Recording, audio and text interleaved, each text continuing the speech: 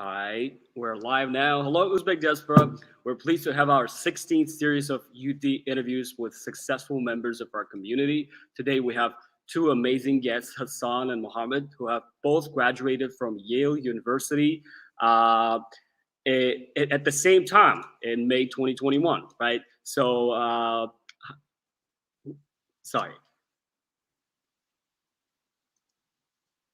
Sorry, I have interruptions with the internet.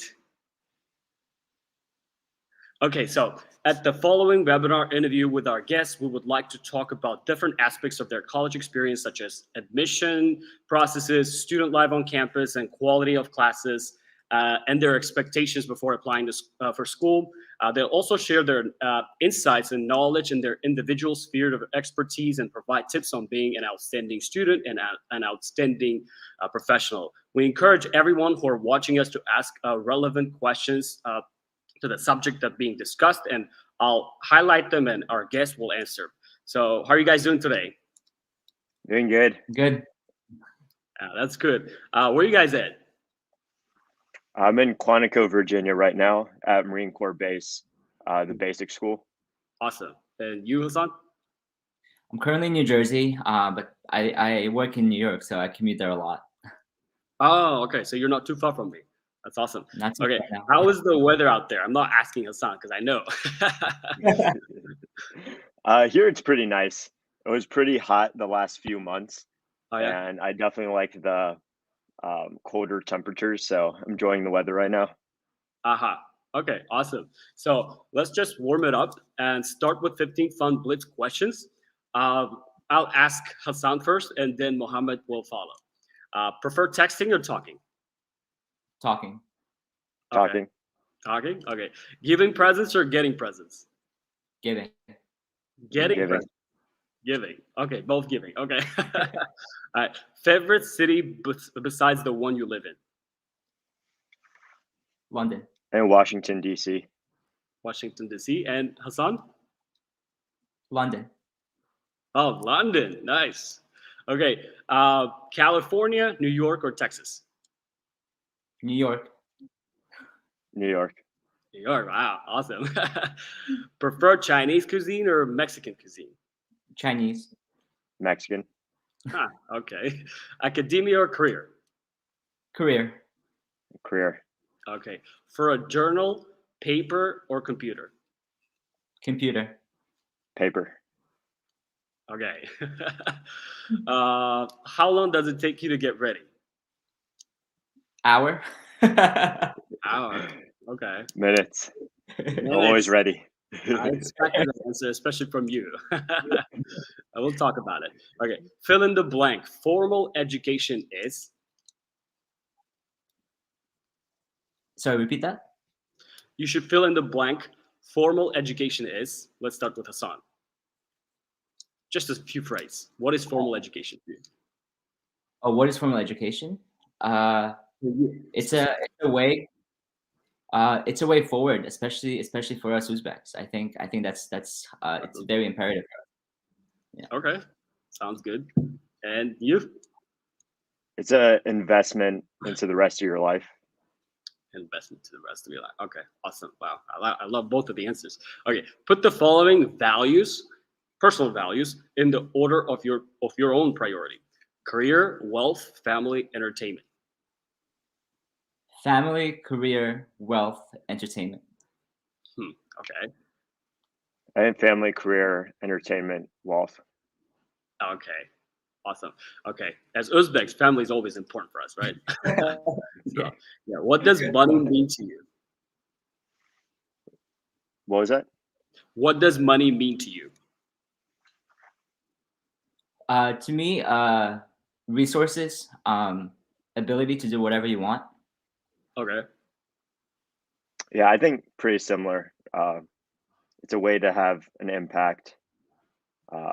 It's a way to have like more flexibility with what you can do. Okay. Awesome. If there was hair in your soup at a restaurant, would you return it? Kindly, yes. Oh yeah. Kindly. Okay. It depends on how good the soup is. Okay. So you see the hair, but you would try it anyway. If it was a really good soup, I would keep eating it. All right. So it's going to be the last question. What city would you travel next in Uzbekistan? I'd go back to my hometown, Samarkand. I haven't been there in a while. Okay. Good answer. I actually wanted to go to Tashkent this last summer, but it didn't work out, unfortunately. Tashkent. Okay. All right. Let's get to know you guys closer. Again, we'll start with Hasan and Mohammed follows. Can you briefly introduce yourself to the audience, just about your background, where you come from, and what you're doing currently, briefly? Yeah, sure. So a bit about me. I was born in Samarkand, and then when I was 8, my family moved to Queens, New York City, and we've been going back and forth for a while. And then I went to high school in downtown Manhattan, and then after that, got into Yale University. After the first 2 years, I decided to study abroad, and so I studied at London School of Economics for a whole year, and that was in the middle of the pandemic. Then I came back, finished the virtual university, but went back to campus just so I could spend more time with friends. And now I work at Bank of America in the electronic trading division. I plan to do that for a couple of years, and then I'll be heading to Harvard Business School in 2 to 4 years. Awesome. Okay. All right. And Mohammed? My name is Mohammed. I was born in Georgia. Everyone else in my family was born in Uzbekistan or the Soviet Union, so I was the first one born in America. Nice. I grew up in Georgia. Went to high school there at Parkview High School. I lived there until I went to college. When I was 18, I went to Yale. A pretty big shift from Georgia in terms of culture, climate. It's like everything was different. And then there I studied global affairs. I was more concentrated on the humanities and international relations. And it was during my freshman year of college that I realized that the career that I wanted to go into was the military, for a few different reasons. Partly because I wanted to give back to America for giving my parents the opportunity to get good jobs, for giving my brother and I the opportunity to get a good education.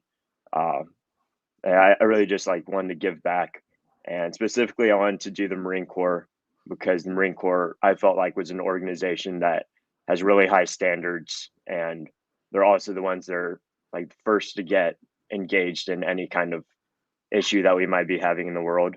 So right now, I'm a second lieutenant in the Marine Corps, and I'll be serving for at least 4 years. That's what my contract is for as an officer, but possibly longer. And I think I forgot to mention, my mom is from Tashkent, and then my dad's from Samarkand. Hmm. Okay. Awesome. Sweet. And can you tell us about your education, your degrees, your transition from college to your career, your decision-making process, your value determination, how you end up choosing this specific field, like field of study, field of major. Let's start with Hasan. Okay, so I realize I skipped that part. So I'll just I'll just talk about it in the process. A little more briefly. Yeah. Yeah. So when I first came to Yale, I had this vision of wanting to know everything, really, being introduced to a lot of different things, and so that's why I decided to do a program called Directed Studies, in which Mohammed and I both were in. And in this program, you're basically studying history, philosophy, and literature, mostly from the Western, like European literature, philosophy, politics. And that introduced me to a lot of literature, but it was also way too much reading. I felt forced to do about 100, 200 pages a day, and just it was not pleasant. And I realized that I really missed math. And so I remember reading a book called Thinking Fast and Slow. It's about biases, human psychology, how we can be better at decision making. And after reading that, I thought, well, you can approach it from 2 perspectives.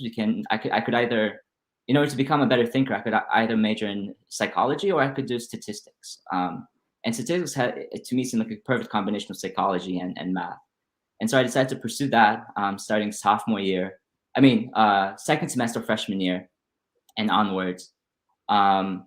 And so when I went to London, I took even more higher level stats classes. But when I came back, I had issues with my credits being transferred, and so I had a choice of taking really hard 12 stats classes or about 10 econ classes and be done with it. And in the middle of a pandemic, I thought taking 10 econ classes would be better. So I decided to just major in economics. But on the side, I always pursue statistics. I'm always doing like online courses or reading some statistics books. Even my job right now, it involves lots of statistics and data analysis. Specifically at Bank of America in the division that I'm in, we advise clients on which algorithms to use. And that involves running different trials. So we have to understand, looking at data, what algos would be preferable, and at which point we can say, hey, look, this is definitely the algo that you should be pursuing. So it's all, to me, it's super interesting work. And that's how I decided on my career and field of study. Okay, awesome. So you didn't like reading as much, but you after reading this book, it's slow, so it kind of changed your perspectives, right? So I just want to clarify it a little bit. Sorry. I think personally, I don't like being told what to read.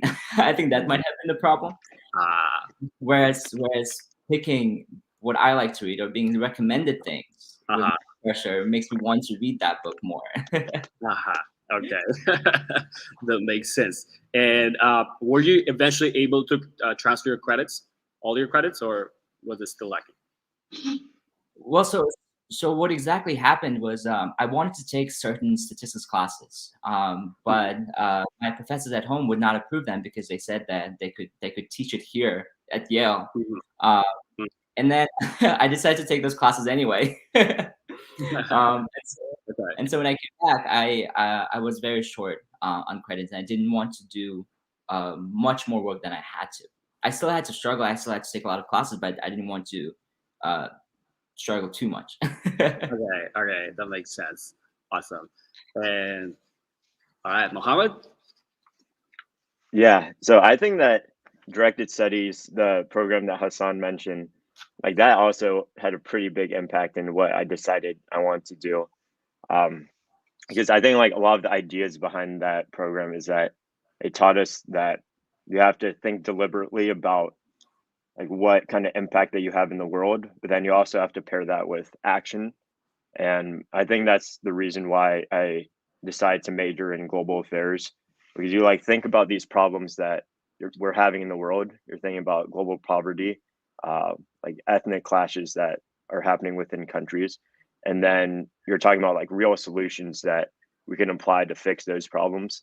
And I think like that kind of goes into why I decided to do what I'm doing now and be a lieutenant in the Marine Corps, because I know that like I don't just want to be the type of person that like thinks about an issue and like talks about it and then like does nothing about it. Like I want to be the person that's on the ground like fixing that issue.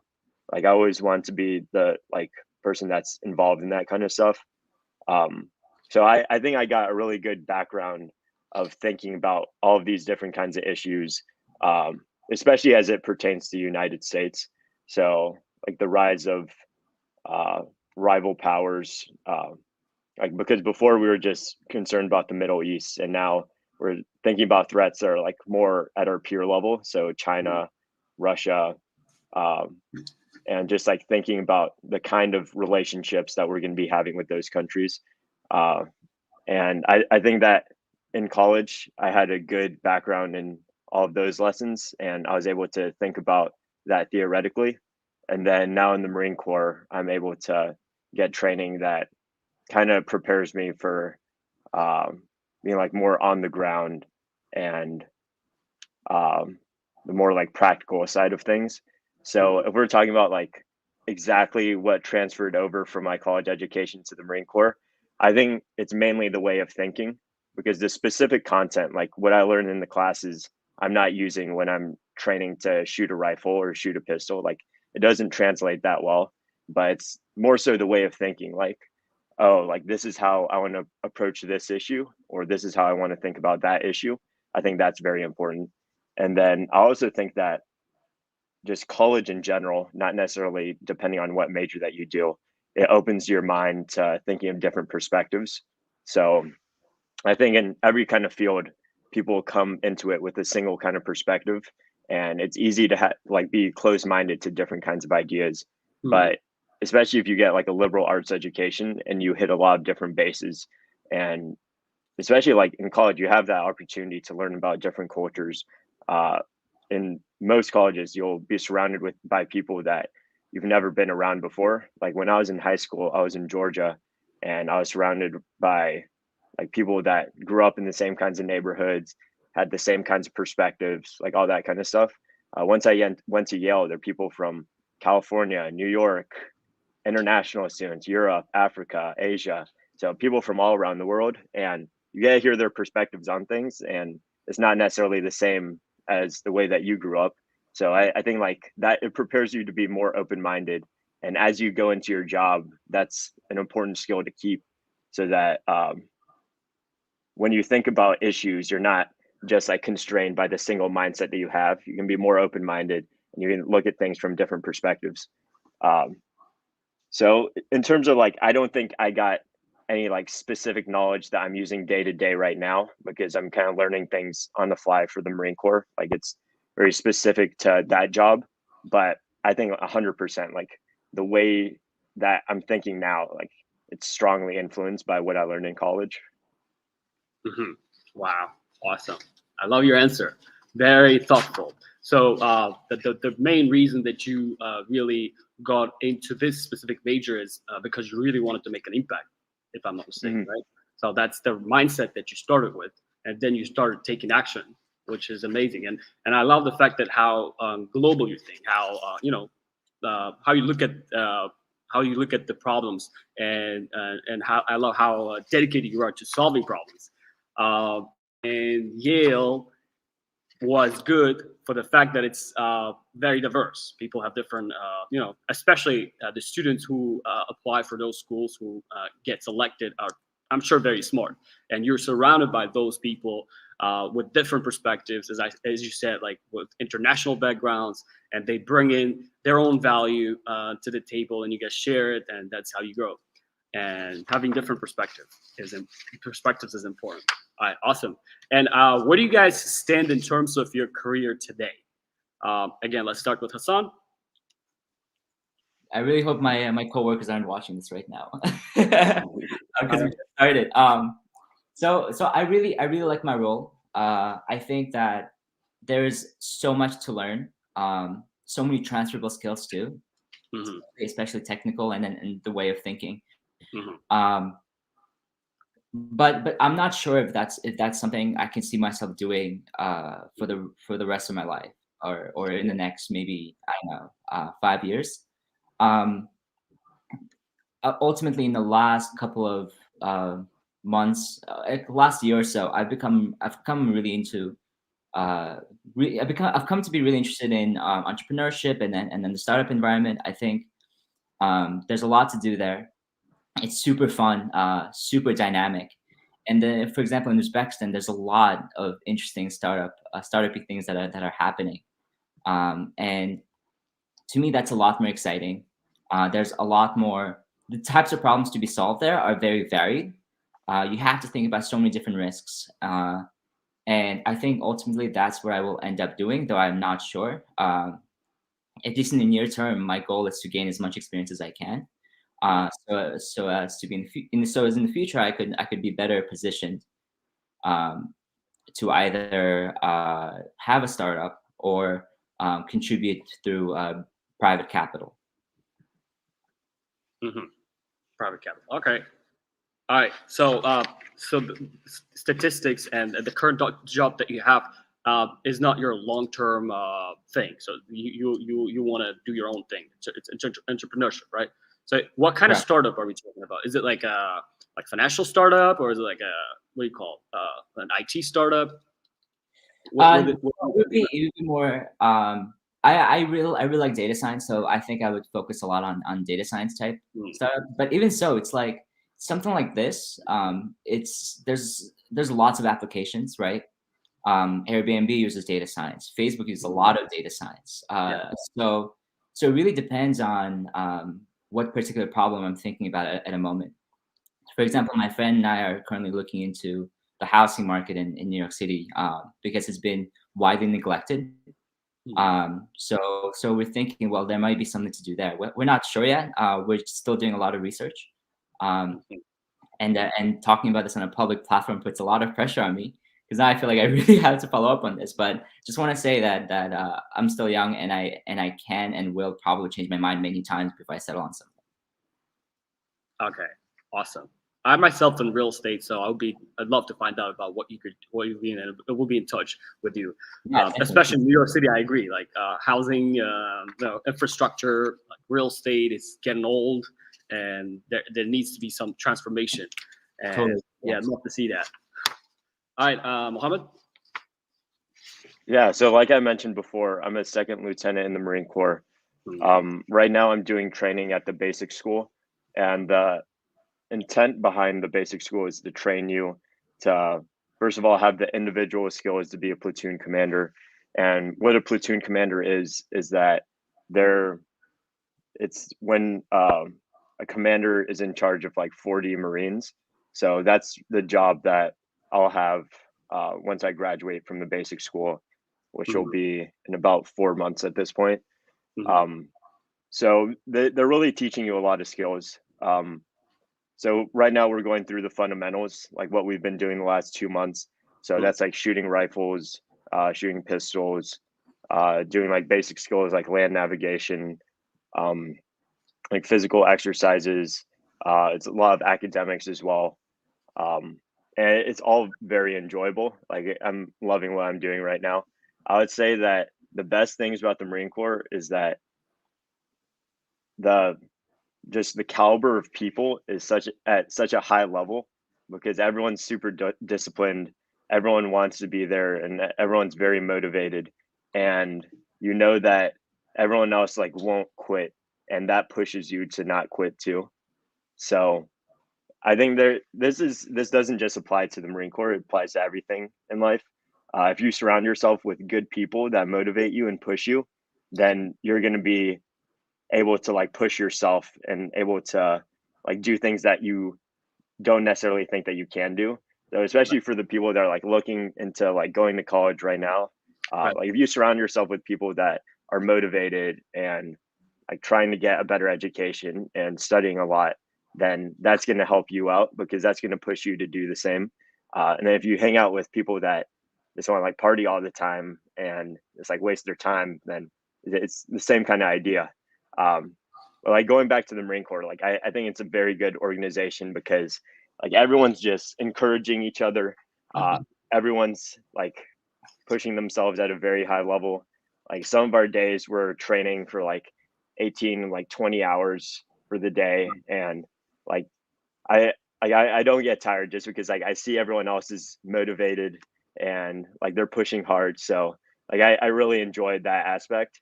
And I also think like the things that we're learning are important not just for leading Marines, but just being like a good leader overall. So I think something that's unique about the Marine Corps is that like as soon as I finish this school, and then depending on what job I get, I might go to follow-on school. But right after that, like when you're 22, 23 years old, you're going to be in charge of platoon, which is 40 people. So it's a lot of responsibility from a young age. So like in less than a year from now, like I'll be responsible for the safety, well-being, future, like pretty much like taking care of 40 people.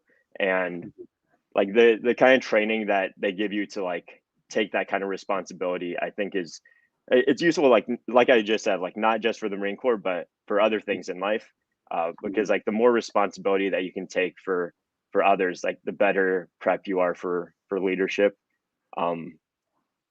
So I think like I said before, like I'm not really using like exact skills that I learned in college because like knowing how to run and like knowing how to shoot, like that's not things that you learn in a college textbook.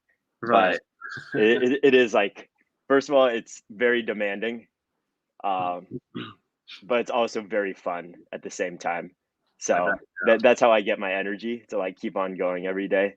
Like Mhm. it's something that I genuinely enjoy doing, which is like it has to be if you're looking into doing something like the Marine Corps. If anyone is interested in doing it, it is like a very demanding job, but like I it bet. is such a fun time that like I would recommend it like wholeheartedly. And then also like I said before, you get to have an impact on the lives of other people. Mhm. Like when you read history books, it's mainly like you read about like what's happening in Afghanistan, in Iraq, and all of these countries around the world, and you're gonna think of like what would I do in that kind of situation, and like how could I like personally make those situations better, and yeah, so like you can think about like the kind of impact, like if someone else is doing it, like why can't I do it myself, Mhm. and you can try to have your own impact um, instead of Mhm. just like reading the news and seeing like other people having their impact. So yeah, All if right. anyone has any questions about the Marine Corps, I can share my phone number, and I would definitely want to share my experiences more with like anyone that's interested in joining. Awesome. Thank you for being so much dedicated. And we'll definitely leave your contact numbers down below once the interview's over so they can find out about it. Uh, and when I hear you, I hear a lot of like, discipline, being a leader and responsibilities. And I can see I can see you're someone who actually is in the military by your expressions. So, and that's a good thing, being disciplined and growing like as a strong man. But like, don't you really get tired like after 18 hours of exercises, like doing your academic, studies? You said that you also study, take classes at the same time, right? So isn't it kind of challenging for you? Yeah, so we're doing military classes. So it's Really? kind of like we learn what we like read about the like tactics and about the like operations that we're going to be doing beforehand, and Hmm. then we do them like in the field, which is kind of like where you execute them like in practice. Hmm. um, I think like there are times that are more busy than others, but like I said before, first of all, because it's such like a you're on your feet a lot of the time, so it's kind of like hard to get tired when you're like walking or like running or Right. something like that. Like you're not gonna fall asleep when you're exercising. And Hmm. then it is just like a fun time, just being around like 40 of your friends pretty much like 90% of the day. Just like it's pretty much like college part Yeah. two. I'm And I'm just sure like you have a strong around sense with my of, peers all the hmm, time. yeah, yeah. I'm sure you have a strong sense of like teamwork, right? Like every day you're just surrounded with the same kind of people, like who are in the same mission, basically. So you kind of probably get inspiration from that too, right? Yeah, yeah, 100%. I'm definitely learning a lot from my peers as well, because Mm. I'm definitely one of the younger ones in my group. Oh yeah. I would say most people, like the average age is probably like 26 to 27. There's some people that are like 35. They've already had a career Wow. before. Some people have been in the military for like 10 years already, so they're more experienced in that regard. Um, Okay. so like people, just like I said with college, people are coming in it with a lot of different experiences and perspectives, Hmm. and you'll learn a lot from them. Like I would Hmm. say like a quarter of the people in my platoon have families already, Hmm. and it's like talking to them about what that's like. I think Hmm. it's pretty cool. Okay, awesome. So while you guys are talking, I can see you guys are smiling and like I kind of feel like you guys want to ask each other questions. So feel free if you guys have some questions popping up in your mind, just throw it. And I'm sure you guys are good friends, but you may not know like everything about each other. So it's a good opportunity for you. So okay, awesome. Let's talk about university life. And I think one of the things that attracted most of our audience, most of our community members, is the word Yale University. So let's focus on Yale University at this time. How was your campus life? Did you live at a college dorm, or did you commute to it? How was the atmosphere? How was the networking with students? Did you guys make friends and stuff like that? Let's start with Hasan. It's a very loaded question. There's a lot to talk about there. Right. So just to give a bit of context on how Yale campus life is structured. So we have something called residential colleges, and think of them as mini communities within the school. And these mini communities are supposed to reflect the larger student body. So, for example, I was in Morse College, and we had our own set of students that we would interact regularly, whether we lived together or we had dinner together or something like that. So that's the background. And in your first year, by the way, Yale is located in a small college town. New Haven is a big city, but Yale it's kind of, to me, it seems kind of its own thing, which to me has not always been a good thing. But basically, your first year, you are put in this big place called Old Campus, and this is where they put basically most of the first year students, because they really want you to get to know each other. They want you to run into each other and just meet and greet. And starting your second or third year, you actually divide into the individual little buildings that you're supposed to go into, and your community that you're supposed to be part of. So that's the campus life. And that's how it's structured. And within each building, usually at night, people go down to the basement to an area called the buttery, where students do work, they eat food, or they play foosball or pool or whatever. So there's a lot there. There's lots of resources. I don't think you can ever get bored. There's always something to do. In terms of so in that case, in that aspect, it was super fun. But to me personally, I'm not sure about Mohammed. He and I had very different experiences. I struggled a lot because it was hard for me to find kind of people who are very similar to me. One, I'm Uzbek, and there's not lots of Uzbeks in university in prestigious universities. I think that's a problem of access. I don't think lots of Uzbeks are aware that they can, for example, apply or not given the opportunity to. I don't know. There's a lot to talk about there. That's one aspect, and so another is even though these colleges, Yale, Harvard, Princeton, Wharton, whatever, they really care about diversity. When you dive deeper into the stats, there are some nuances there. So, for example, there was a New York Times article a couple years ago that showed that there are more people in these prestigious universities from the top 0.1% than from the bottom 20% in terms of income level. And wow. Yeah, and that's insane. That's good news, actually. Yeah, and coming from a big city, and I went to a high school where there were predominantly lots of people from low-income backgrounds who were working really hard. Coming to Yale, it was even to me, being exposed to New York City, it was a bit of a shock. I had a really hard time finding my own community. But other than that, well, I guess like diving deeper into that, I have a twin sister. She also went to college.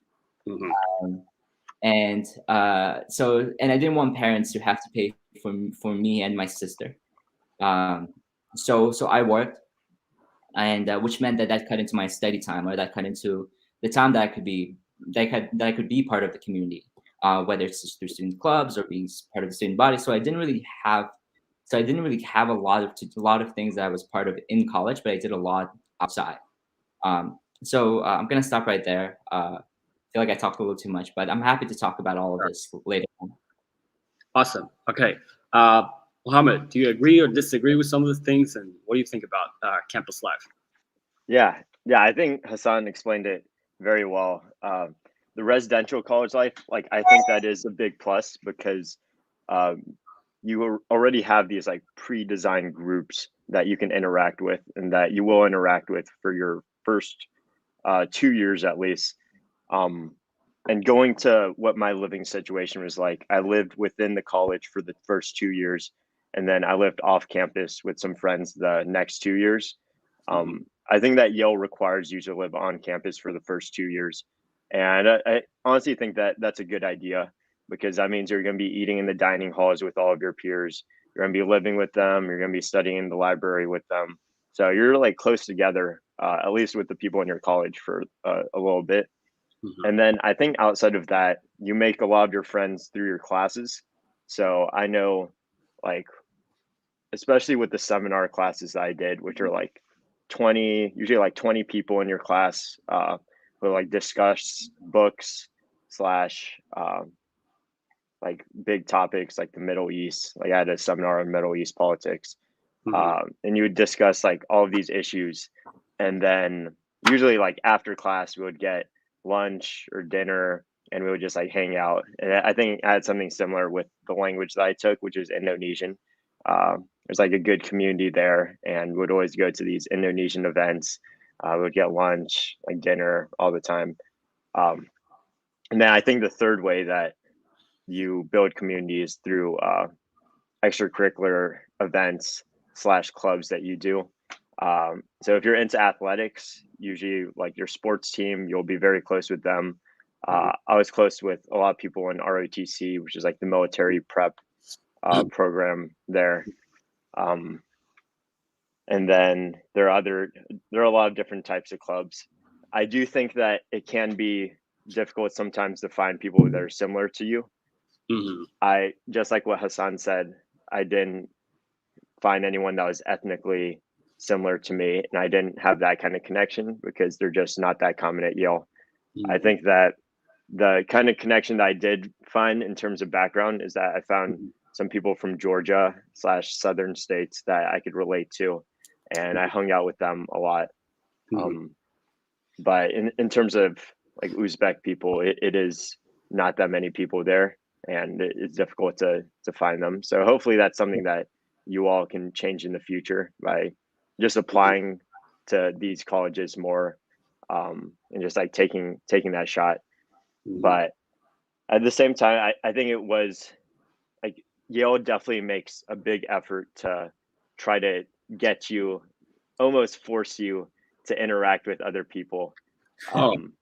And they they do it by design. I talked to, so I was a first year counselor, which is kind of like a counselor. So when I was a senior, I was a counselor for freshman students who are just going into college, and I would like help them with, my main job was to help them with academics, but I would also help them with residential life and social life so that they would find friends and all that kind of stuff. And there are a lot of measures to almost engineer so that people would interact with each other and like nobody would be lonely.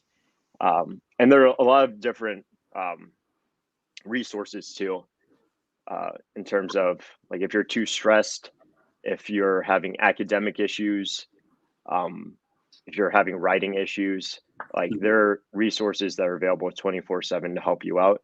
So I think that's a very good resource there. And the thing is, like a lot of people just don't take advantage of the resources, and that's the case not just at Yale but colleges throughout the country. Like there are resources to help you. Your professors, part of their job description is that they have office hours that they have to do, and their job is to help students to understand the material. So it can be a little bit intimidating as a student. You're 18 years old and you're going up to a professor that's been the expert of a topic and teaching it for 30 years and just being like, can you help me understand this topic? But just don't be intimidated by it, and you'll get the most out of your education if you ask questions. And as soon as you don't understand the material, you just like raise your hand, say, I don't understand this. And it's their job to help you figure it out. So I'd recommend that. But yeah, they have the resources that you need to be successful. And I think I was overall happy with the friends that I made and the social life that I had. Okay. All right. Someone is asking something that's very relevant to what you're saying. Admired question goes to both. Could you please talk more specifically about networking, especially with people coming from diverse backgrounds? Tips for establishing friendships, especially for introverts, not extroverts, I guess. So that's Abdul Khalil. If any of you could take I this. think Mohammed should take that. He was Yeah, he was Mohammed probably should take this. Yeah, I got it. So I think that like I wouldn't try to force it or anything. I Yeah. think there are a lot of people that are fixated on the idea like, oh, like I gotta network, I gotta get this job, and Yeah. then I gotta talk to like this person, that person, that person. And if you come into conversations with the intent of networking and getting something out of someone, that's you could see that from a mile away. It's very obvious. Sure. You're in college for a long time. Like you're in college for 4 years, and so you have plenty of times to build genuine relationships with people. And from those relationships, you get opportunities naturally. Um, so it's definitely something that I wouldn't try to force. I would, even if you're an introvert, like I would try to like find people that have similar kinds of interests to you and similar kinds of um, so similar kinds of hobbies and similar things that like that drive you, because you'll find people of every kind of like intellectual, cultural, and like experiential Mhm. background in college, and you're bound to find someone that like almost everybody that I knew at Yale, like they had some kind of group that they really related to, and they're able to identify with. So just like find that small group of people. It doesn't have to be like 1,000 people that you're talking to every day. Just find that group of people that you really relate to, and just like build genuine and strong relationships with them. And then like I wouldn't try to force it any more than that. Mhm. When you try forcing it, then like like that's when people like see through what you're trying to do, really. Mhm. But at the same time, yeah, like college is also an opportunity to meet people. So I think when I went to college, I was a little bit on the shyer side, especially because I was coming from Georgia and I really didn't know. It's different talking to people Mhm. in the Northeast and going into Okay. that kind of environment. How is it Uh, different? Georgia, the different kind of culture. So people are Uh, more like chill, I would say, in Georgia, more polite, like Georgia, Southern hospitality, all that kind of stuff. And okay. then people in New England, they're like a little bit more like What not are high we? energy. They're just they're a little bit like more like they're just like wired Straightforward. 24/7. So Ah, it's a little bit of an adjustment to get used to. But hmm. yeah, so I was a little bit thrown off by that when I came into college. But I was just like I came into college so that I can meet new people, Mhm. learn from like different kinds of experiences. So I'm gonna put myself out there. Like I'll talk to people that like I normally wouldn't talk to. I'll like try to meet new people. So I think like that's a good thing. Like even Mhm. if you're introverted, I think that like trying to put yourself out there and like meeting new people, because really you're not going to have that many opportunities again to Mhm. be in that kind of environment where there's so many different people, like all kinds of backgrounds, and Right. um, you can really learn a lot from them. Mhm. Okay, awesome. So you should never force building a network. You just have to, find commonalities between them. If you're interested in some sports or activities, then go find people who have similar, passion or interests, and then that's how you basically relate to them, right? Is that is Hmm. that is that a short answer? Okay. Yeah. And being open-minded and asking questions will always be helpful for a student. All right, Hassan, you want to say Hmm. something? Yeah, I just want to qualify that. So I think at least for me, what happened is that I naturally started to gravitate towards people who had similar values as I do. Mhm. Um, and I think the way you do that is to really try to be as open as you can. And a lot of people know this about me, is that I'm not afraid to say, well, this is what I'm struggling with right now. these are the things that I'm going through. And you'll find that especially in all these colleges, right? People will have very, very similar struggles. And so there's almost always a commonality, not just from a shared interest, but also from shared struggles and values. Oh. And as to diverse backgrounds, I think Mohammed said it really well. Just try to be curious, because even if you gravitate towards people with shared values, being really curious about what everyone else is up to, or what they're doing, or what their interest is, just makes the world richer. And I think that's super important. And that's I think a big value that comes from these prestigious universities. Okay, so what you're saying is like having genuine interest in people and also finding out about their struggles, and maybe you have some common problems that you guys could team up together to solve them. Yeah. Awesome. Well, that's amazing. You guys are kind of complementing each other's interests, struggles. Nice. All right. How about extracurricular activities? You guys already mentioned some of them. Like, if you could specify what kind of extracurricular activities were available for students, and which one did you guys like or you guys were involved in? We can start with Hasan again. So, me? Okay. Order. That's how we started. So I tried a lot of different things. I was part of this financial club for a bit. Then I choreographed a dance with a friend for a dance group. Then I was involved with just volunteering opportunities, and I also worked for my residential college, for the little community I was in. A lot of things that I did do, I think, overall were outside of college. So I'm happy to talk about that. But I think we should focus on college life right now. So. Okay. Mohammed? Yeah. So like I mentioned before, probably the core extracurricular activity that I did was ROTC, so the idea behind ROTC is that you do it for 4 years. You take military classes / do physical training for the military.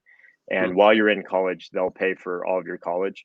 So I probably did that for like 10 to 15 hours per week. Right. Just getting like indoctrinated into the military, and then like taking those classes, like I said, and doing the physical training.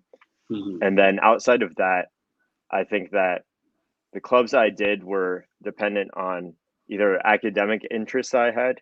So I did a few clubs in Indonesian, because that's something that I was really interested in, learning about Indonesian culture. So I did a lot of cool stuff, Indonesian martial arts. I would help my Indonesian teacher with like doing these performances with musical instruments, and I think that was pretty interesting. And then, like I mentioned before, I also did the FROCO job, which is counseling for freshman students, and that was a big time commitment during my senior year, because I would be spending probably 20 hours a week helping students as they go through their freshman year. And the kinds of things I help students with is that a lot of different things. So I think like the most obvious one's academics, because people are going from high school to college, and it's a big transition from just having maybe like a few hours of studying a week to, oh wow, I have to read 500 pages this week and I have an essay due.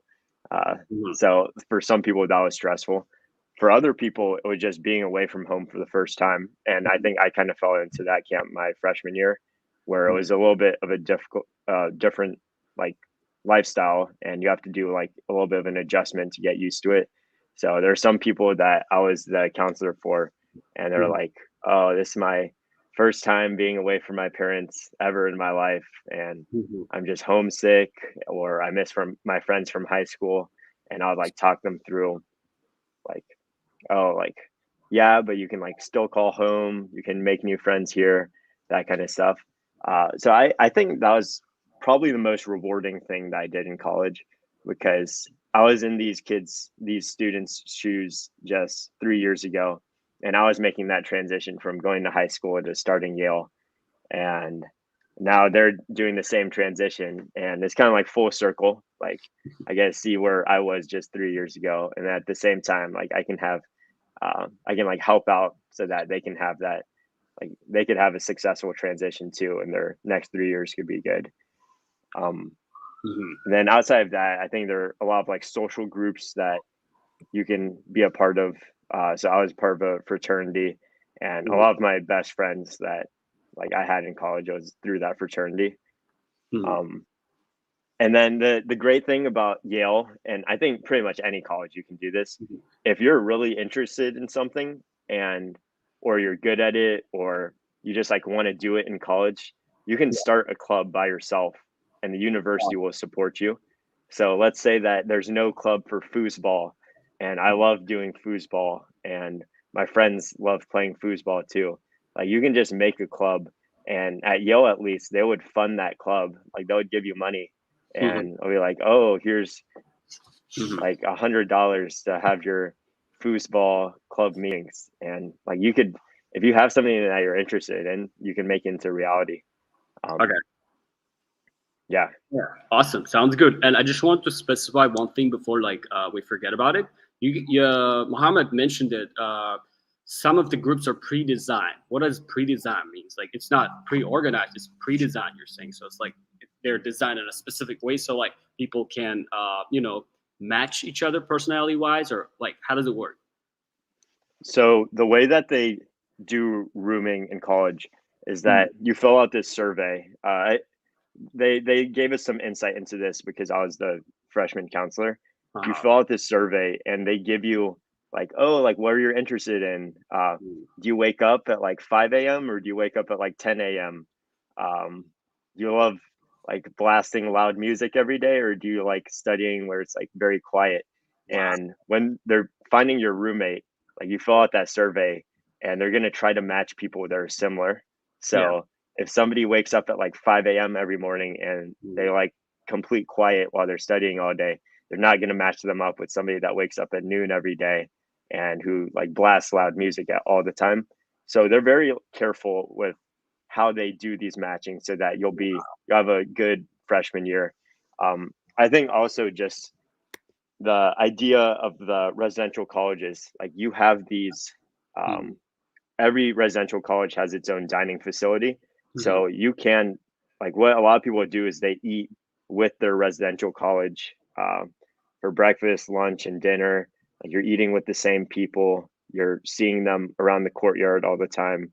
You're seeing them in the libraries that are also in all the residential colleges, and you'll really get to know the people pretty well. I think that the last year it's been a little bit more difficult because everything's been on Zoom and a lot of the classes have been online, so you don't get some of the traditional interactions that you would in college. But I think in the classroom too, like that's a great opportunity to get to know people. And I think like for some of my classes, they would organize like dinners for the people in the class. And like the professors are good about that, not just like, oh, this is the material, I'm going to give you the material, like go do what you want with it. They want to like build a community within the class. So they want people to support each other in the class. They want like people to get to know each other like within the class, then also outside the class. So I think like they've definitely taken a lot of deliberate measures to try to get people to interact with each other. Wow. That's another level. I think that's an Ivy level probably, right? Not all colleges have that. Maybe. They're not as thoughtful as probably Ivy League schools, but yeah, that's the perks of studying at Ivy League schools, right? Okay, awesome. So I actually made some research about university. Like I just wanted to highlight some of them so that people can find get to know and maybe inspired by it. Yale University was founded in 1701 and is the third oldest institution of higher education in the United States. With 20% of the student body coming from abroad, Yale University offers diverse and exciting global environment in which to study. Today, Yale welcomes the largest international community in its history with a current enrollment of 2,581 international students from 118 countries. That's very impressive. Yale has graduated many notable alumni, including 5 U.S. presidents, 19 U.S. Supreme Court justices, and 13 living billionaires, and many foreign heads of state. In addition, Yale has graduated hundreds of members of Congress and many high-level diplomats, 52 Nobel laureates, 5 field medalists, and 230 Rhodes Scholars and 118 Marshall Scholars have been affiliated with the university. And 15% of Yale college students are expected to have no parental contribution, and about 50% of the students receive some form of financial aid. Yale offers over 2,000 courses and over 80 majors. So if you guys have any additions, please make them. Yeah, I didn't even know half of that. Oh yeah, really? There's some that was new news to me. Yeah, that's what happens, right? Okay. Yeah, well, I didn't also know that like 50% of students receive some form of financial aid. That's like there's stereotypes that like all Ivy schools are very expensive. It's very hard to get in, and people simply give up, even if they have some skills or abilities. Maybe they can do it, but they just simply give up because of those stereotypes. Or only people with wealthy families can do it and stuff. So what would you guys say to those people? Like who would say like you have to have like a big financial background, you need to have a big support? What is your answer? I guess I can answer that. So I think a big problem is that people don't think that they can either A, apply because they don't qualify, B, they can't afford it, or 3, because they don't have they're not quote unquote smart enough, or they don't just qualify in general. And I think all of those are just myths. The great thing about a place like Yale University is that they have so much money. So, for example, personally, my parents didn't have to pay anything for tuition. That was a function of financial aid, not necessarily scholarships. So these prestigious universities, they generally do not do scholarships. They just do financial aid. They look at your financial background and they say, well, that's how much we can give you. You can negotiate with them. So that's completely okay. Another piece of information that I think people should be aware of is that I saw some comments, but basically the PhD programs in any university in America, I think, I'm not fully sure, but from what I remember, they're always fully funded. So you don't have to worry about the PhD programs. Undergraduates, generally financial aid, but a lot of schools do provide scholarships based on merit. For masters, that to me that seems like a bit of a gray area. There's lots of scholarships online that you can apply to, and I think the Uzbek government also gives scholarships. I'm personally looking into some as well because, like I said earlier, I am going to business school soon, and business school is expensive. So I'm thinking about it right now, and if I do find anything, I'm happy to share. Okay, awesome. So you said you're going to a business school. You already got accepted, or okay? Oh, awesome! Congratulations. Thank you. Another amazing school. All right, so Yale has so much money. So if you really want to study, be sure to give it a try at least, and you can always negotiate the tuition and fees, as Hasan said, and awesome. Okay, I think people who are watching us, who will be watching us, may also want to apply for university, right? And I'm sure they would love to find out about the application process. So can you guys walk us through the application process? Like, what were the requirements? How did you guys get in? What played an important role in getting selected? And any other valuable advice? Yeah, so for the application, the required things that you need are your GPA, so that's like your transcript, all the classes that you took in high school, your SAT/ACT scores, and then there'll be the Common App essay, and there will be the Yale specific essay. I think in the order of importance, first of all, your academics are the most important, because even if you have an amazing story or you have great extracurriculars, Like if you're not academically up to par, then like you're not getting in. Mhm. So like just making sure that when you prioritize things, like it is good to be involved in high school. It's Right. good to have leadership. It's good to be a part of a sports team, but just make sure that you take like full priority with your academics, because Mhm. like what you're looking at in college is like it's an academic institution. Like Right. that's what they're prioritizing. That's the number one thing that they're looking at. So academics, make sure that you keep that number one. And then in addition, like I know that I just said that like extracurriculars and leadership aren't as important, but Mhm. they're still very important. Like there there are also things that you should be developing, like in addition to your academics. So I would say with extracurriculars, something that I see some people doing is that Mhm. they try to join 10 different clubs, and they're like, oh, like I'm doing so many different extracurriculars, so my Mhm. extracurriculars are very good. I would say just don't do that, and instead like find one or two things that you're very interested in and Mhm. that you can like build good expertise in, and be very good at those things, and don't necessarily like try to do 10 things and you're not very good at any of them, because Mhm. people can see like, oh, you have 10 things on your resume but you spend 1 hour a week on each of them. So you're not really like that also looks um that looks a little bit fake, where you're Mhm. just trying to do things for the sake of doing them instead of Mhm. actually being interested in something or being good at it. So when you're looking at extracurriculars, I would try to focus on one or two. Um, and then like also just your narrative for why you want to go to college, what you want to do with your college education, Mhm. what kind of what you can offer to the community, and why you have to go Mhm. to a college like Yale, whatever college that you're applying to like get the skills that you need to make it to the next step of your life.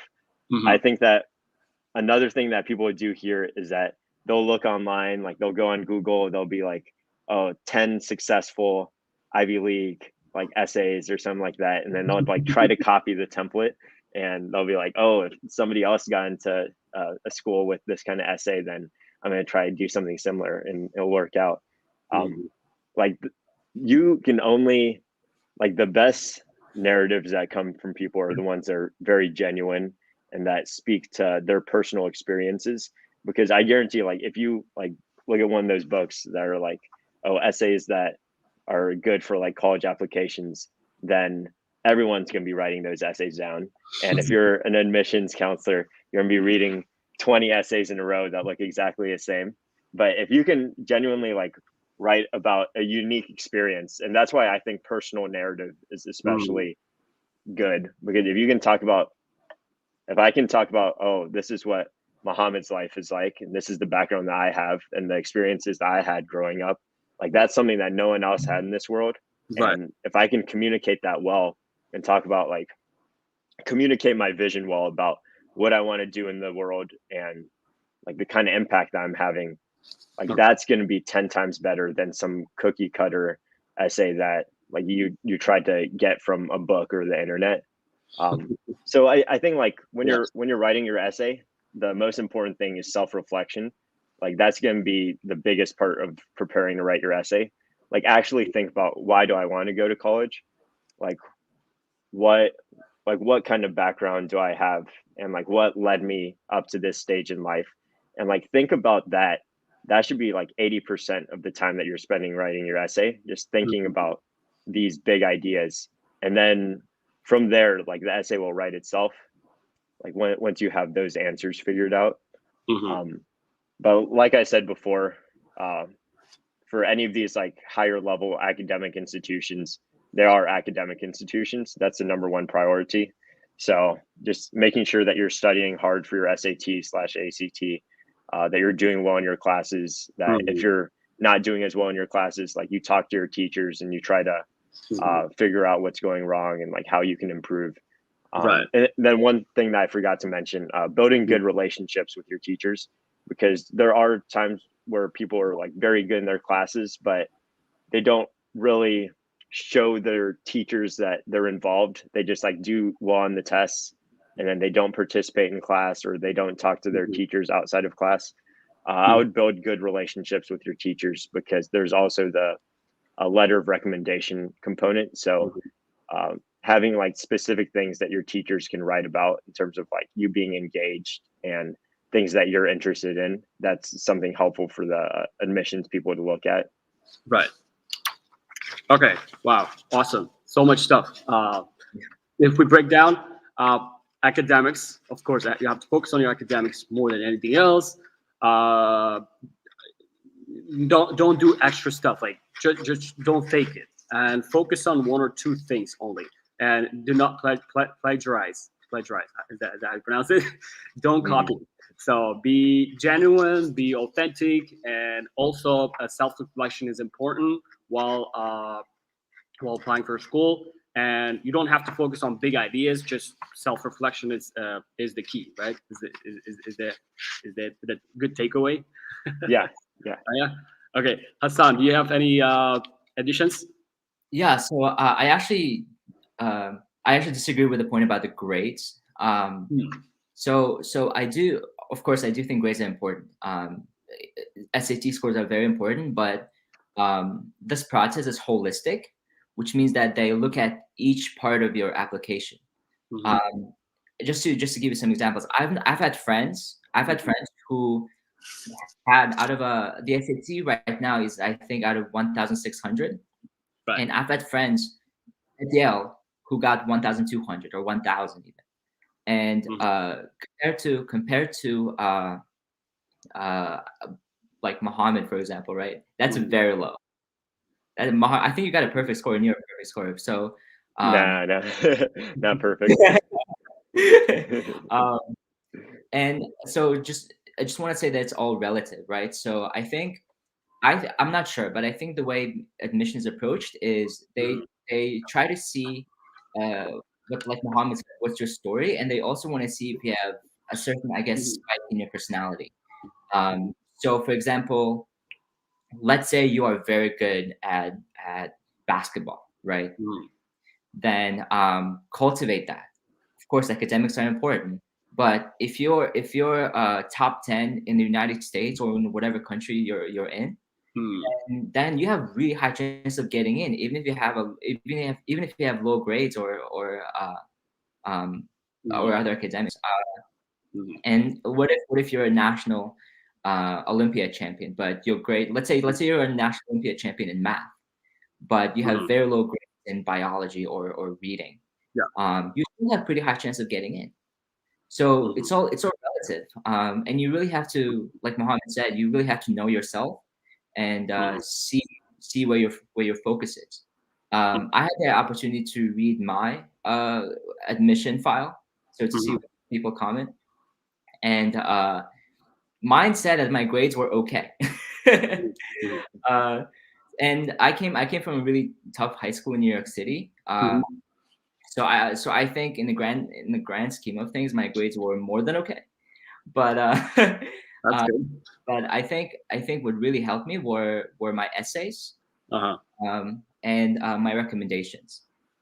They had some in my file. They had some quotes from my recommendations, and one of the admission officers said that they really liked my writing. So try to approach it from a, like Mohammed said, from a very self-reflective angle, and try to be strategic about it, right? For example, you know that there will be lots of people with a math background applying, right? There will be lots of great people at math, but see if you can qualify that somehow. Let's say I don't know, you tutor a lot in math. Make that the focus of your application. Talk about tutoring in math, or something compound like that. You have a main interest, and then you have something else that you do with that interest. Try to focus on that, and I think you would have better chance of getting in, because that's how you frame your narrative. As sad as it is, it's also kind of like you have to be really good at self-branding. My friends I always talk about this. Applying to these schools, you just have to know how to talk about yourself. Some sales skills would help you, right? Being able to sell yourself as a student. Okay, awesome. Unlike Mohammed, so your advice was a little different. Grades are important, but personality is also very important. And being able to write an essay and getting good recommendations and having good relationships with teachers is very important. And not only you need to have main interest, but also something extra like sports and academics. So those are the good takeaways from you, right? Any personal interest. So Mohammed said not to read the book with like essays that got into whatever. I actually did read those books. And one of the essays was about this individual having an interest in butterflies, and the entire essay was about butterflies, and they got into Harvard. So just think about what you love, as weird as it is. In fact, the more weird it is, I think the higher chance of you getting it. Wow. Okay, that's an unexpected answer, I would say. Okay, awesome. Just wanted to add some of the things on top of what you guys already mentioned. So some of the general formal requirements are $80 application fee, 2 teacher recommendations are required, counselor recommendation, school report, including transcript, standardized testing results, either SAT or ACT, as Mohammed mentioned, with writing. There is no minimum score required for admission, nor is there a score that will guarantee admission.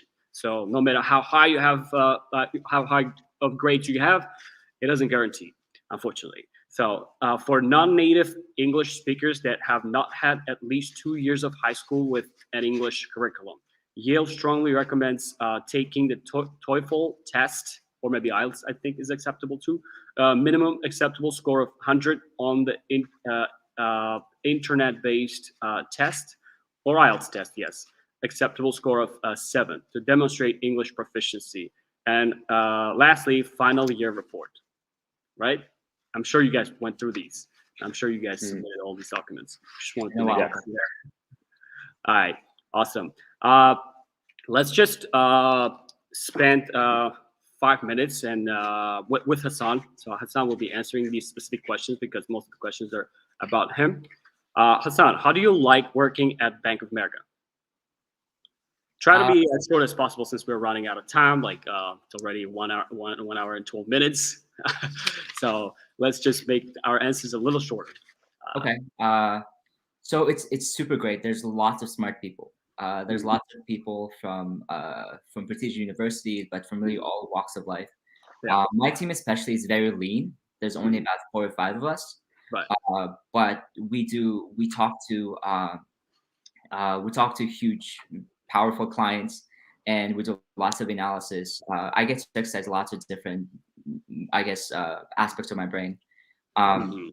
So, but it could be challenging. I have to be in the office around 7, and I have to work until about 6 or 7 in the evening. No way. And yeah, so it's a lot of work. It's really, yeah. And in other divisions of the bank, people end up working till 4 or 3, depending on what season it is, depending how the markets are doing. So that's my experience. Okay, awesome. And in college, you learned Chinese, right? Oh yeah. Why Chinese? Why not other languages? And how many languages can you speak?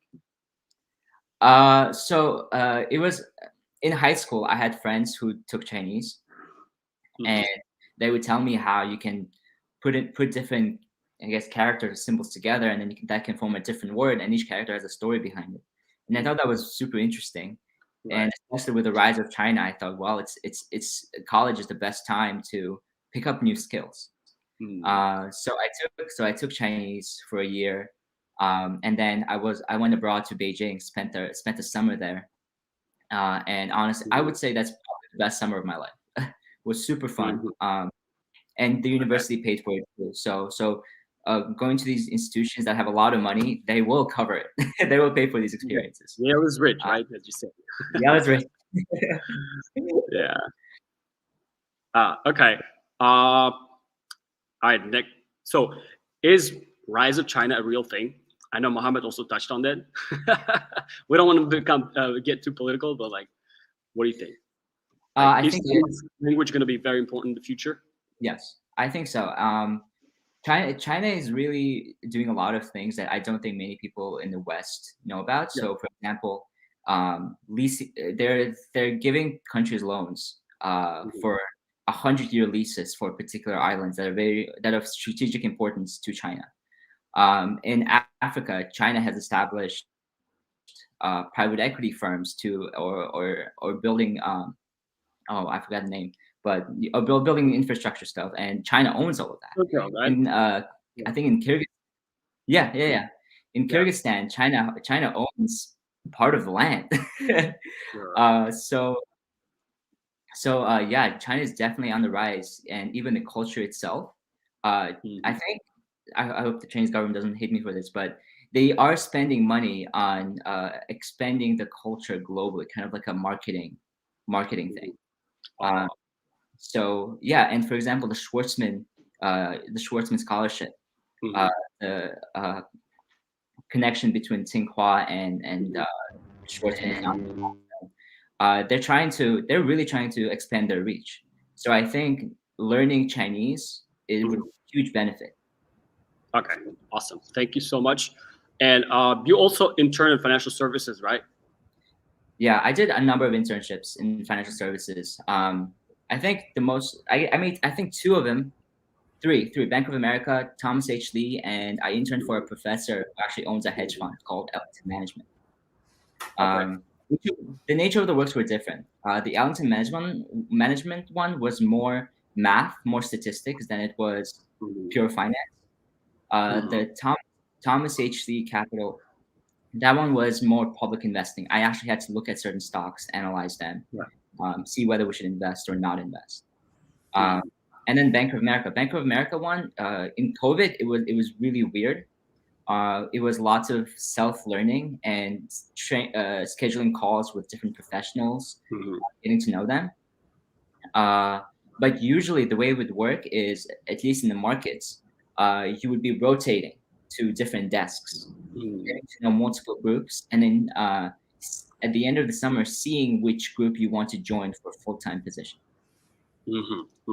Okay, awesome. And in your junior year, you went to study at London School of Economics. How was your experience, and why statistics? I think that experience, I really loved my year abroad because I got to meet people from all walks of life. More, I would say, even more so at Yale. I met people from literally all over the world. LSE is known to be one of the most international schools out there. And statistics, because as I mentioned earlier, statistics is something that I grew to like because of that book, Thinking Fast and Slow, and stuck with it because it really changed the way you think. I can talk about that for hours, but that's the reason. Another thing about my London experience is I also got to do things that I didn't before. So I was part of an accelerator, helping build my own company, for example. And I interned for a data science company, which I have never done before. And I did consulting work for a public company. So it was super fun. I got to try so many different things. I highly recommend for anyone watching this to study abroad. I'm sure there's lots of international Uzbeks already, but see if you can go somewhere else for a semester or two. Okay. Wow. That's yeah. You're talking about exchange programs, right? Specifically. Any. I'm not. I don't think so. The LSE one was not an exchange program. It was as if I took a year off from Yale and did my studies somewhere else. But yes, definitely do exchange programs. Okay. Okay, go ahead. Okay. Well, yeah, that's it. That's it on my end. Okay, awesome. In a few years, you're planning to attend Harvard Business School. And why Harvard and why business? It could be an obvious answer. I always. But your answer.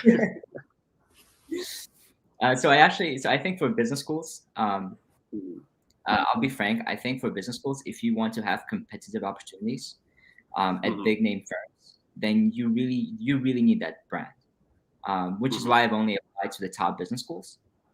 And Harvard is the best one.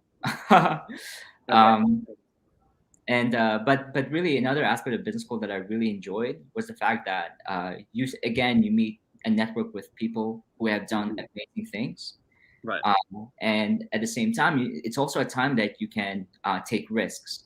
So build your character, and then lots of international traveling. They do that a lot. That's what I really liked about Harvard as well. So there's lots of answers for that one. Okay, awesome. Thank you so much for all your answers. And let's talk about Mohammed now. Mohammed, we know you're conducting training at the basic school in Quantico, Virginia.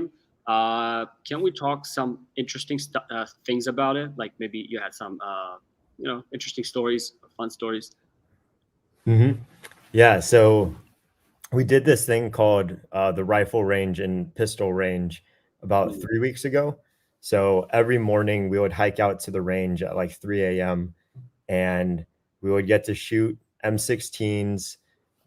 We would do that for like a week straight. So at first, they really start you from the fundamentals. So the thing about shooting is that you have to be super relaxed. So the first week, we didn't even shoot any blanks. What we did is we would just sit down, we would lay down, and we would hold the weapon, and we would just pretend to fire. And the idea behind that is that you're just like laying down or sitting for like 3-4 hours straight, and you just like get yourself in the position that you're going to shoot in, and you're gonna try to get as relaxed as possible, because when you're shooting, like even if you twitch 1 millimeter, like your target's like 500 meters away. So like if you're like Hasan probably knows the math behind this, but if you like do the you find like 1 millimeter like of your weapon, and then the impact that's going to have 500 meters away, you're going to miss your target. So then like the second week we would get to shoot, like I said, our targets. There are different kinds of shooting that we do. So we do like longer range shooting, so like 500 meters, and you try to hit this like silhouette shaped target. You would do combat shooting, so the targets would come up and down, and you would get closer. We would do night shooting, so you would have, it would be like complete darkness, and you would have NVGs, which are night vision goggles on, and you would shoot through the night vision goggles. And then we did pistol shooting too. So all of that is like a great time. And I had never shot before I joined the Marine Corps. So they really start you from the fundamentals, and they teach you everything that you need to learn. So that was a very rewarding time, just seeing like how I progressed with the shooting and how much I learned. And then another thing that we're going into now is that we're shooting the grenade launchers. So that's something that you attach to your rifle, and it's a grenade launcher, so it shoots a grenade out. So that's another fun thing. I think that like a lot of the stuff that I'm doing here, like it's skills that I know it would always be like useful to have, but I never had the opportunity to learn. So like another one's land navigation. So they tell you like, find this point in the forest, and they give you a map and they give you a compass, and they're like, yeah, you got a few hours, just find the points. And you're pretty much just like getting to understand like what things look like on a map, how they actually look like in nature, like all the streams and hills and stuff like that. And it's challenging work, but it's like I said before, like it's very rewarding. And once you know how to do it, it's a lot of fun. And then all of that's paired with academic stuff. So before we actually execute these trainings, we learn about in the classroom, we discuss it. And that's another thing that we're doing. We're learning a lot about like the conflicts that we're expecting to get into in the future. And right now the shift is from focusing on the Middle East to focusing on the Pacific, and more so China. So they're thinking like it's going to be more amphibious like it was during World War II in Korea. And we're looking more so at like looking at how we're going to work with the Navy to target islands, and to it's more of a focus on China. So like the training's more oriented on that now as well. One of the things about like that kind of field that we're going into is that it's more on self-sustainment versus the logistical assets that we had in the Middle East. So in the Middle East, if you get hungry, the helicopter would come in and they would give you MREs, and you would have your food ready. The thing about China is that they're more technologically advanced, so they can just shoot down the helicopters, or they can use satellite to get your position. So what they're trying to do now is you just forage off the land.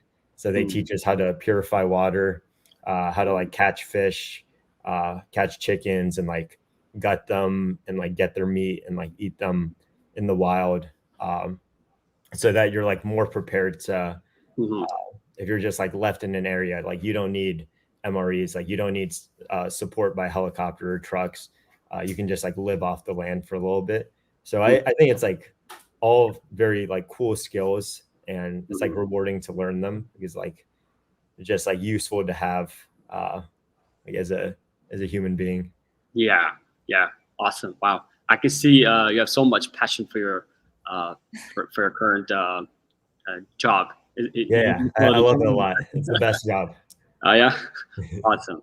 Okay. And thanks for sharing such an insider information for us. And I'm sure it's very interesting for a lot of people.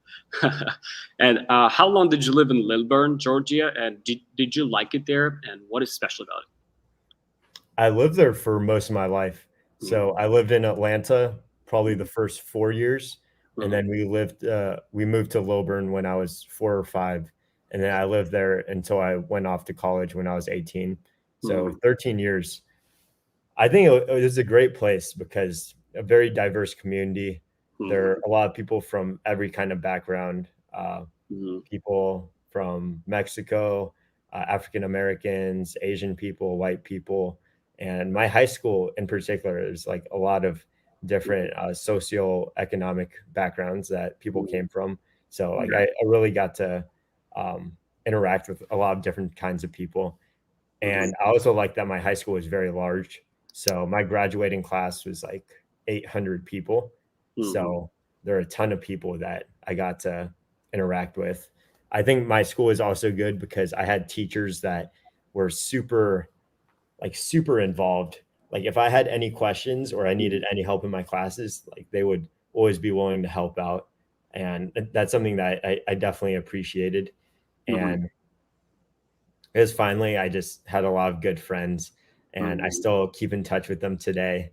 Like whenever I go back to Georgia, I hang out with my friends from high school, and it's just like always nice to see them. And like I was saying before, the Georgia's culture is very centered around like Southern hospitality and all that kind of stuff. And I think that'll never go away from me. So I'll always be a Georgia person at heart. Awesome. Sounds good. And so you play piano. What do you like playing soundtracks specifically? Yeah. So why do you play soundtracks, not other kinds of music? So I do play other kinds of music, and I think that's like how I learned to play piano in the first that's how you place. learned it. Okay. Yeah. But I think that soundtracks, I don't know. I just like watching movies, and then the movie like touches me. And then I like listening to the soundtrack, and then afterwards I'm like, oh, like I wonder if I can play this myself. And then I try practicing it, and then I finally learn it, and it's a very rewarding experience. I like Hans Zimmer a lot, if anyone's seen his movies. But a lot of the Christopher Nolan movies like Batman, Inception, Interstellar, he made those soundtracks. So I think that like those translate well to piano. Awesome. Wow. It's actually interesting because you're in the military, and I'm sure there's a lot of like physical work and a lot of like discipline required tasks, and you do piano, which is like soft, which is like you tune into your different parts of your brain, that's a completely different part of your brain. For sure. So I'm sure it helps you kind of find a balance in your life, right? Yeah. Okay. Awesome. And so congratulations on your first 50-mile ultra marathon. I mean, I can't even imagine. I don't think I can do like 10 mile at this moment. What got you into trail running? So I've always like enjoyed doing cardio things. And in the 50 miles, it wasn't that fast. It was more so I just like want to like I had a goal and I just like want to get it done. But yeah, like I went on a run this morning and it felt great. Like I just love like the thing about running is that like it's all like self-discipline. Like there's some days that like you don't want to do it, but you like do it anyway. So like that's like something that I enjoy doing. Like no matter what you like how your day is going, like you can always have a good run. Okay, awesome. We wish you good luck in your future endeavors. And I think you take it as a challenge, right? Marathon is like a challenge for a military man, right? Yeah, for sure. Yeah, Okay. definitely like a way to push yourself. And do you think it's important to challenge yourself from time to time? Yeah, 100%. Yeah, I think that you should challenge yourself in at least one, you should try to do at least one hard thing every day. And that could like come in a lot of different forms. It could be something physical, it could be something like if like we were talking about before, like if you don't like putting yourself out there and you're a little bit shyer, then like trying to put yourself out there for one day. Yeah. If there's some challenge that you have academically, just trying to overcome that challenge. Like it doesn't have to be, oh, like I'm gonna like squat like 400 pounds or something like that. Like it doesn't have to be physical, but just like doing something challenging every day. I You don't think have to kill that's how yourself. you push yourself. Yeah. So you don't have to kill yourself, but like feel some stress, right? Yeah, Good 100%. stress. Okay, awesome. And this will wrap up this individual questions part. And let's talk about your future goals. What do you where do you guys see yourselves in their next say 2 to 5 years? Let's start with Hasan. Job at Bank of America, and then business school. That's it. Job in America and business school. Okay, awesome. And Mohammed? So I'll be at the Marine Corps still for at least the next 4 years. And I think I'll just play it by ear. So I'm not going to be like, oh, I'm just going to do 4 years. And I'm also not going to be like, oh, I'm going to try and make it into a career. I just see like what I'm feeling then. And then at that point, I'll decide what I want to do next. At some point, I definitely want to go back into education and get some kind of graduate degree. I'm thinking between business school and law school right now. But right now, like I'm not going to be 100% sure about like whether I want to like stay in the Marine Corps or leave. So yeah, we'll see. Okay, awesome. Wow, it's been a great interview. So I think we could continue for another hour and a half, but I just want to be respectful with your time and with the time of everybody else. I just, at the end, I just have final questions that are very important, and please answer them very like with a few words, like very shortly, as short as possible. What is your favorite part of your job? The Let's people. start with Hasan again. There's lots of aspects. I think the variety of what I have to do. It's both quantitative, but I also have to talk to people, and I also have to use a lot of my brain. So. Okay, awesome. And Mohammed? Yeah, for the Marine Corps, it's definitely the people and the kind of community that they have, and the fact that they work hard every day. I'm definitely inspired by that. Okay. How do you manage your time?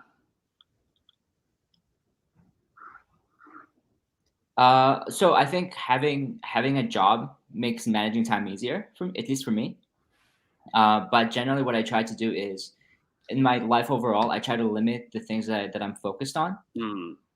So let's say there's besides work, there's two or three other things that I want to prioritize. So fitness, and then personal projects, let's say, right? And so then every day I try to work towards that goal, but I actually don't buy into the whole you have to do a lot in a given day. I think more like, well, if I get to do 1% or 1% of whatever I have to do per day, yeah, sure, it might not challenge me, but after a year, that's a 32% improvement on whatever I have to do. So Okay. that's where I look at things. So I try to do a little bit every day for whatever project that I'm working on. Okay, so quality over quantity, right? Okay, Mohammed?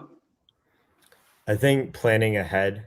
So making sure that if you know that you have 10 things that are due in the next week, like this weekend's the time to do them. Don't wait until the last minute to try to do them all. And then also prioritizing what you need to do. So you can't do everything all of the time. So doing the most important things first. Okay, awesome. What advice do you have for someone new to your industry? I guess so. So for finance, there's one very important thing is to get to meet as many people as possible. Actually, I feel like that's true for any industry. From just talking to people and from my experience, it seemed like the most important thing that can drive you forward isn't necessarily how much you know, although that is still very important. Yeah. But it's a matter of, well, are you a good person, and are you able to develop good connections because you're a good person? At the end of the day, most of the jobs in finance, at least higher up, is a matter of whether someone likes you. It's a bit sad, but it's of course a function of how much you like, but at the same time how much you know. But I think it's mostly about, well, there's lots of people who know you the job well, but it's a matter of who do I want to work with. So just work on yourself. I think that's the most important thing. Okay, building your charisma and personality is the key. All right, awesome. And Mohammed? I think having a good attitude. There are definitely times that challenge everyone. There are times where people are tired and or like they're overwhelmed by work. But I think like there are two different responses that you could have. That one person can be like defeated, complaining all the time, uh, just like totally out of it. And another person can be like, oh, well, this sucks, but I'm going to keep a positive attitude, keep working hard. And if I'm looking at two people that I want to have on my team, like I want to have the person that has the positive personality and that like even when things are difficult, they're willing to like keep working hard and to keep good energy. Okay, sounds good. And is there a quote that motivates you?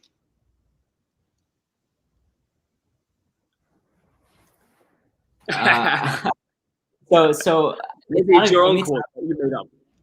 No, well, so for me, it's not necessarily a quote, but in this book called Team of Rivals, which I think is right there, literally in the preface, it's about Abraham Lincoln, but in the preface, there's a list of things, list of principles that made Lincoln such a great figure in America. And every now and then I look at those principles and and I say to myself, wow, that's exactly the kind of person I want to be. So I think the preface is publicly available. You guys could look it up. But it's what I think it's what drives me. Yeah. What's it called again? Team of Rivals. Team of Rivals. Okay. Yeah. Team of Rivals. Okay. And Mohammed? Mine's actually from a comedy TV show, but it's called Scrubs. But it's nothing worth having comes easy. Nothing worth comes. Say it again. One more time. Nothing worth having comes easy. Oh, having comes easy. Okay. Awesome. Wow. All right. Who inspires you in life? Maybe you have a role model that you can talk about briefly. I think so. For me, it's definitely. I would say it's my family. Your family. Yeah, my parents. It's just I remember when we first came to America and how tough it was. And there were times that I would stay up late just to see my dad come back very, very late to the house. And I would see how hard they work, and that would drive me. Even now, I think about, well, how they're still struggling, and it drives me. And I see how hard they work, and it makes me want to work harder. Wow. Okay. Awesome. It's important to have such a supportive family. And yeah, Mohammed? I think that's Okay. It's the same for me. It's my parents, because I think just like what Hasan said, they're working hard, especially when they first came to America and they didn't know the language and they didn't have the kinds of economic opportunities that that they might have now. And then also the fact that they had to leave Uzbekistan in the first place, and that's where they had their family, their community, their language, just like the place that they're from. And then they came to America so that my brother and I could have better opportunities and to have like a better quality of life and have the opportunity to get good education. Like I think that kind of sacrifice like that definitely inspires me. Okay, awesome. And I was just curious, like you guys speak English so well, like a native speaker, and I'm sure everybody who's watching us getting the same impression. And do you guys, how well do you guys speak Uzbek? I just want to point out. Don't want to expose you. It's fine. Be honest. That's completely fine. So I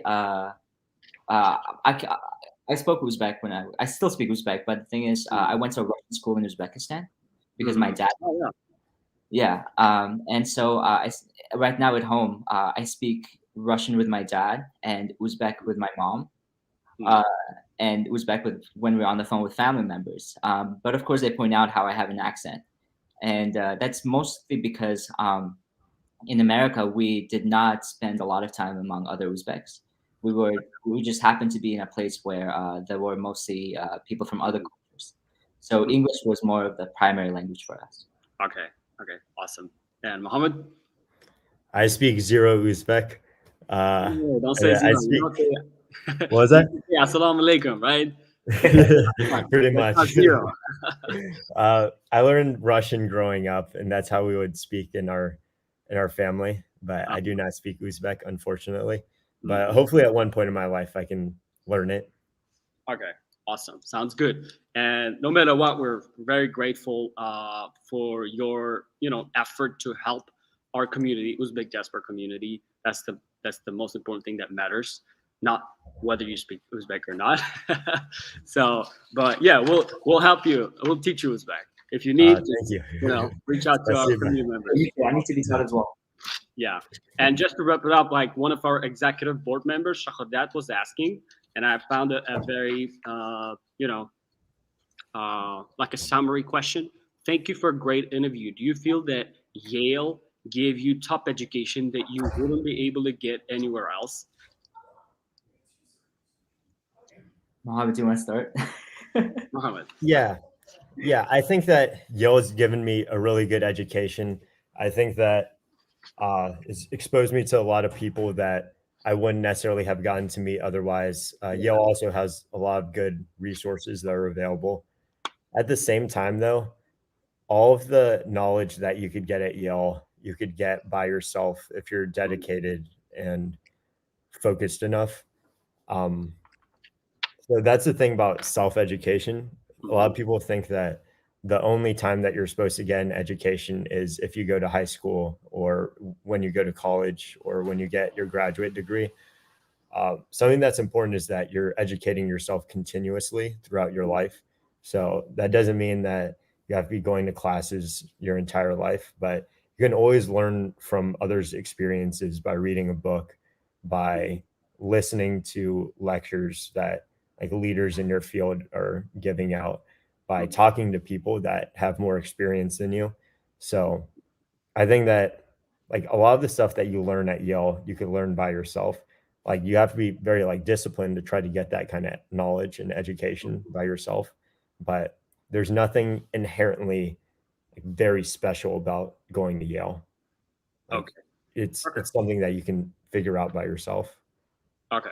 Sounds good. All right. Yeah, so I actually I do agree with that. I think that there's lots of great places where you can procure the same kind of education. Also, in my experience, most of the time, even if a lot of Yale professors tend to be very, very, very prestigious, and they're very, very accomplished. But a lot of the time, that does not necessarily mean they're great teachers. So there is a difference between the two, and I do believe that self-learning is super important, spending time educating yourself. But the value, I think, primarily that comes from these universities is the brand, the connections, and the network that you build. Mhm. In terms of that aspect of education, I think definitely unparalleled. Okay. Okay. Awesome. Wow. That's been a great interview, guys. As much as I'd love to keep this conversation going, we're running out of time. And if you have anything to say left, please feel free. The final words. Just thank you so much for putting this together. I think it's very important for, especially going into higher education, that Uzbek people like that they like show out, because a lot of people, they don't know that they can go to these places in the first place, like Yale, Harvard, Right. other prestigious universities. And the only way that you have 0% chance of going in is if you don't apply in the first place. So just take a chance and put yourself out there and take that risk and try to do it. If there's anything that I can do to help people out, or any like guidance that I could give, my phone number is 404-436-7696. I'm more than happy to like give any kind of knowledge that like people might need. Because I know I was just in your shoes 4 or 5 years ago when I was getting ready to like apply to colleges and looking at colleges that I was interested in. So I understand that the process can be very stressful and you might not have all the answers. So if there's like any way that I can help anyone, please feel free to reach out. Yeah. Awesome. Thank you so much. Yeah, I fully agree. I think that people just don't realize that they actually have pretty big chances. There aren't lots of Uzbeks in these schools, and that's an advantage right there. So please apply, and especially I would say especially for girls, and in the Uzbek, I just feel like in our society we're not really doing enough to push women. For example, like I feel like even I was going through the likes in this video, and it was mostly men, right? And so I strongly urge men, fathers and brothers, to really push their daughters or their sisters, or even moms, to just go out there and pursue education. My sister, she's probably the hardest working person I know. She went to Emory in Georgia, so she knows about the Southern hospitality, and she wants to become a doctor. She's been applying to med schools right now, and we need more people like her. And I think just honestly, like Mohammed said, take a chance. You never know what's going to happen. So that's my take. Okay, awesome. Thanks so much. I just want to point out some of the takeaways that I had from you guys. Hasan recommends Read, Think Fast and Slow. It's an amazing book that helped him change his perspectives in life. Reading is very important. Being open-minded, always ask questions is very important, and have your own vision. China is on the rise, so learning Chinese is always helpful, and try to build bonds with people, not only with the values but also struggles that you go through in life. You're not alone. You can solve it as a team, and quality over quantity. So if you're managing your time, try to focus on quality over quantity. So you may do a lot of things, but they may not result in a good way. And for finance professionals, meeting new people and building this charisma and confidence in you will be helpful, according to Hasan. And he also recommended a good book called Team of Rivals. It's a book, right? But it's a very thick book. Okay, it's a very thick book by Abraham Lincoln, and that had a big impact in his life. It's about Abraham Lincoln. It's about Abraham Lincoln. Yeah. It's about Abraham Lincoln. Okay, my bad. Sorry. All right, it's about Abraham Lincoln, and sounds like an interesting book. I myself will take a look at it. And Mohammed, surround yourself with good people. think global. And, you know, if you're approaching something, approach it from like a problem solving perspective. If you're applying for a school, if you're trying to choose your major, try to think about the problems that you like to solve, that you can solve. And always have a sense of impact in communities you live in, always take action towards it. And shooting requires discipline. So when you're shooting, you have to be disciplined. That's another thing that I learned from you today. And challenge yourself. Do one hard thing every day. I love it. I always take a cold shower, at least once a week or so. You know, that's a hard thing for me. Or, you know, trail running is another good challenge. And planning ahead is very important, according to Mohammed. And nothing worth comes having easy. Is that how you say it? Nothing worth having comes easy. Okay, yeah, there we go. I couldn't really put it into words. Okay, and then both of them encourage you guys to apply for the university. And I hope you guys enjoyed the interview. And if you guys have further questions, Mohammed and Hasan welcome you to, you know, reach out to them and ask questions. And we hope this friendship with UD community will be ongoing. And I hope this is not going to be the last meeting. And I hope to see you guys in our actual physical events that we're planning to organize in New York, Miami, and maybe even in Virginia someday. So we'll definitely need your support. Thank you so much, guys. Enjoy the rest of your day. Thank you. Thank you Have for a good having me. day. Thank you.